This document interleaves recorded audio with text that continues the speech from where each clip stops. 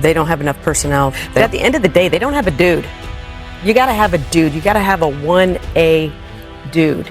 And they're missing that. I double down on this. Just like Becky Hammon said, prove me wrong. Absolutely double down. Getting out of the East has never been a surefire to winning a championship. What y'all talking about?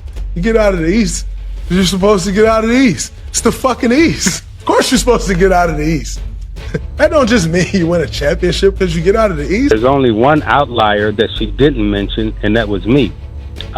In today's game, he is an outlier. He's been overlooked.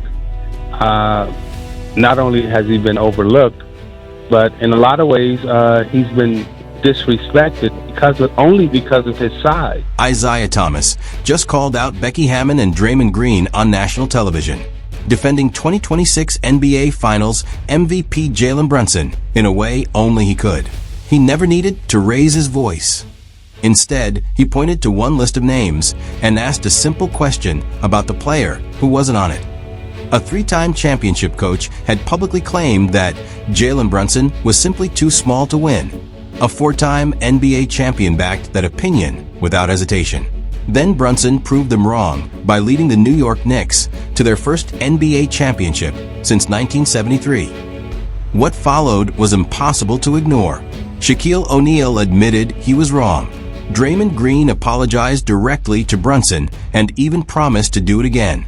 But it was Isiah Thomas, a Hall of Fame guard who led the Detroit Pistons bad boys to back-to-back titles and lived through the same doubts himself, who exposed the biggest flaw in the entire argument. The list of undersized guards who supposedly couldn't win didn't include his own name. Once you notice that, the whole debate changes.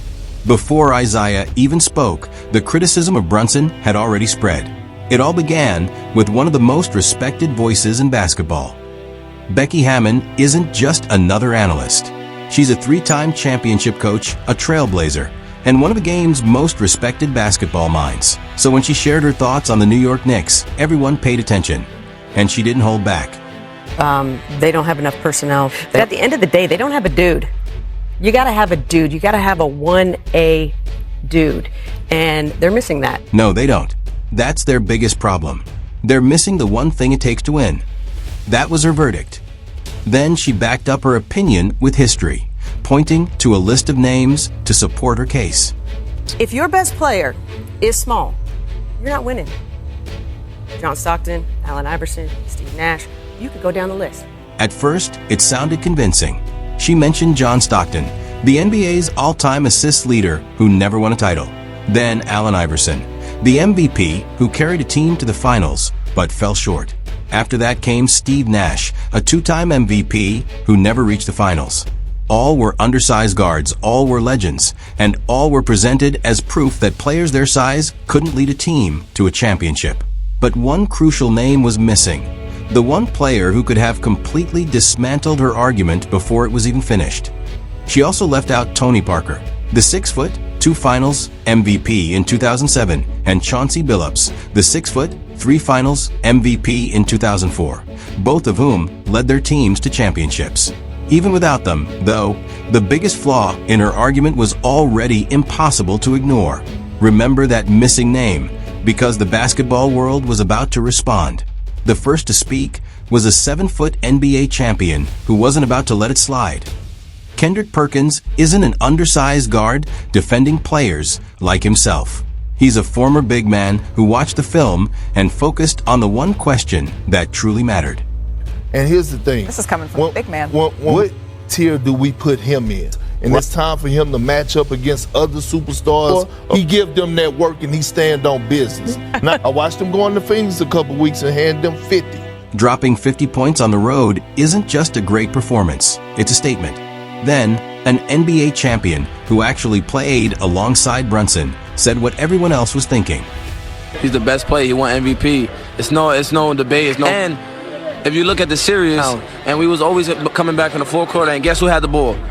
JB. The best player, the finals MVP. There was no debate.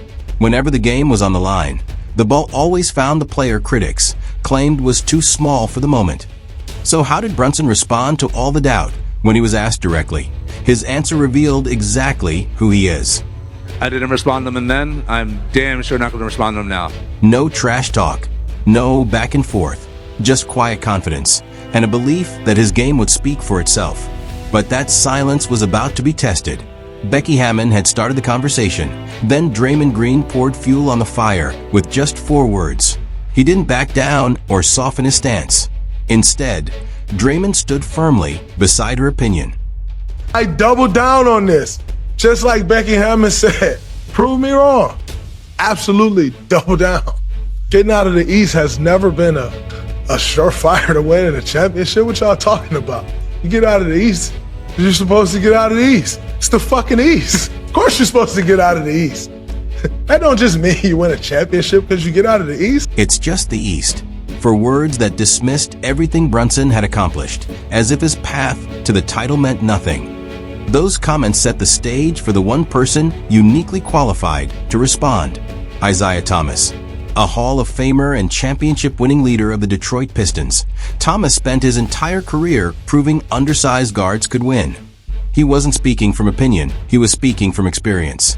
And he spotted the flaw everyone else missed. There's only one outlier that she didn't mention, and that was me.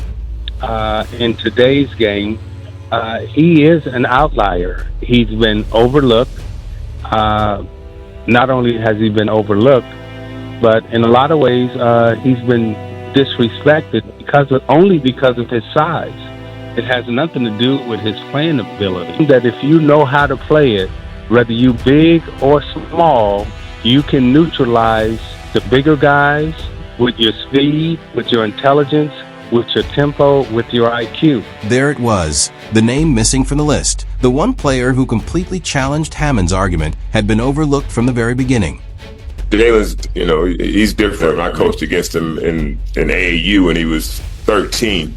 But just what he's been able to do in New York has been magical. And if he's able to pull this off, he's definitely going to go down as one of the best small guards ever. Like coming and building the low man on him at 13, and he was still sidestepping and getting around it. So. And Isiah didn't stop there. He explained that greatness has nothing to do with size. It comes from skill, toughness, and winning when it matters most. He understood the pressure because he lived it.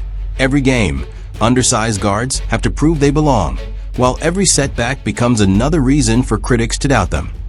Brunson wasn't just battling today's critics. He was carrying the expectations left behind by every great small guard who fell short of a championship. Then the doubters began to change their tune, starting with the loudest of them all. Draymond Green walked up to Brunson, looked him in the eye.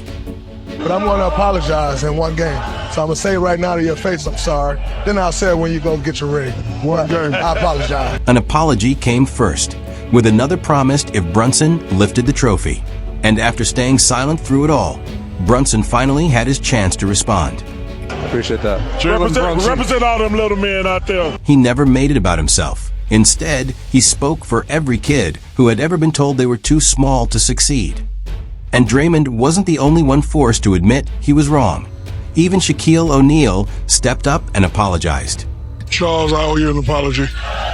You've been saying for the past 2 years that the Brunson has been the best free agency signing ever. Now it is. Then came the moment no one expected. Shaquille O'Neal admitted he was wrong on live television. Because Charles Barkley had been saying it all along, even while taking criticism for it. I said this, I think 2 years ago, maybe 3, when Jalen got the Knicks. This might be the greatest free agent signing in the NBA history. And they're like, what about LeBron and KD? I said, well, that's a little different. But those guys, we knew they were going to be all-timers. LeBron James, Kevin Durant, and other future superstars were obvious picks. But Jalen Brunson was the player few believed in, and Charles Barkley backed him long before everyone else did. Then Kendrick Perkins stepped in and delivered the final word on the debate. This New York Knicks team is one of the greatest teams of all time. Ranked top 5 in my books. That run that led by big body Brunson, he needs to take a huge victory lap right now because he has silenced so many people. And that Jalen Brunson has joined the elite company with Steph Curry and Isiah Thomas for small guards leading their team to a championship. This man has become the greatest Knick of all time. Yes, I said. The greatest Knick of all time. That's the conversation now. Jalen Brunson wasn't just an underdog who exceeded expectations. He became the player who proved every doubter wrong, forcing even his biggest critics to change their tune. They said it was just the East. Then Brunson finished the finals with a legendary performance and led New York to its first championship since 1973.